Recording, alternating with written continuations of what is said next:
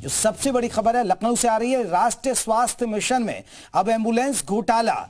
Ambulance की खरीद में करोड़ों के खेल का खुलासा हुआ है। 3018 एम्बुलेंस के फीचर्स में किया गया बदलाव।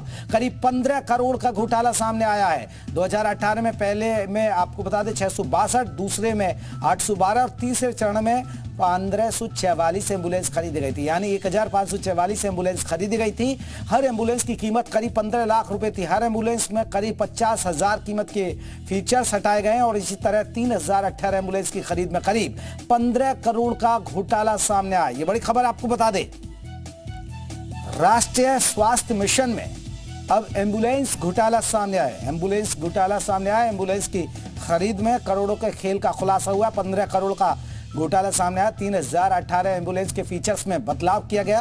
करीब 15 करोड़ के घोटाला सामने आया। 2018 में पहले मैं आपको बता दें कि 662, दूसरे दौर में 812 और तीसरे चरण में 1544 एम्बुलेंस खरीदी गई। हर एम्बुलेंस की कीमत करीब 15 लाख थी।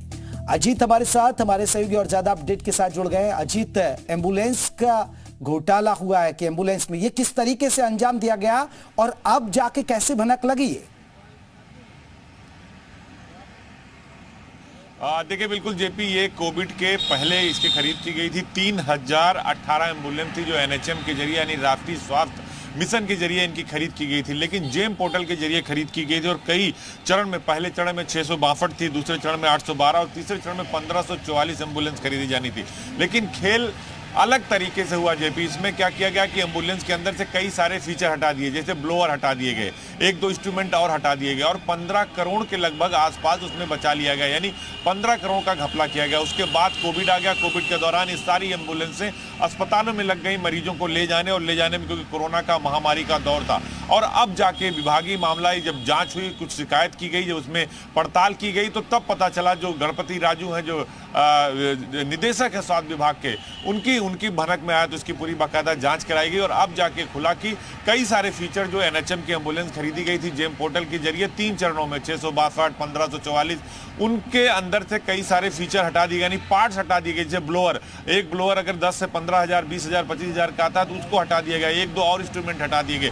तो 15 करोड़ रुपए का इस तरह से जो उसमें के फीचर थे वो निकाल लिए गए और 15 करोड़ रुपए बचा गए। तो जो कंपनियां जिन्होंने आपूर्ति की थी उनके खिलाफ अब एफआईआर की तैयारी हो रही, भाई आपने ऐसे कैसे कर दिया, जो मानक होता है उसको आपने क्यों नहीं दिया। तो अब ये पूरी जांच के दौरान ये पूरा अजीत इस पूरे घोटाले में जो 15 करोड़ का आप जिक्र कर रहे हैं, इस घोटाले में क्या कुछ अधिकारी भी सवालों के घेरे में है कि अधिकारियों की मिलीभगत या अधिकारी और कर्मचारियों की मिलीभगत से पूरा खेल हुआ हो?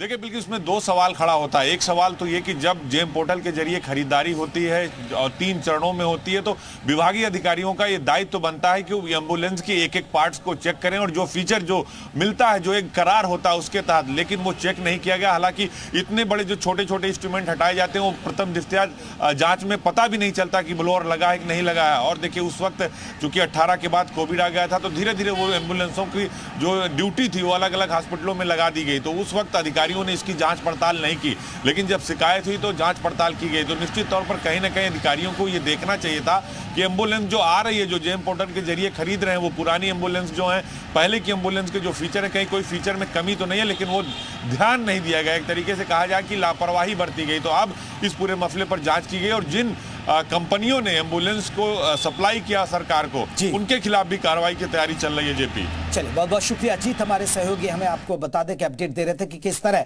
15 करोड़ का घोटाला हुआ है एम्बुलेंस के अंदर जो राष्ट्रीय स्वास्थ्य मिशन के तहत खरीदी गई थी।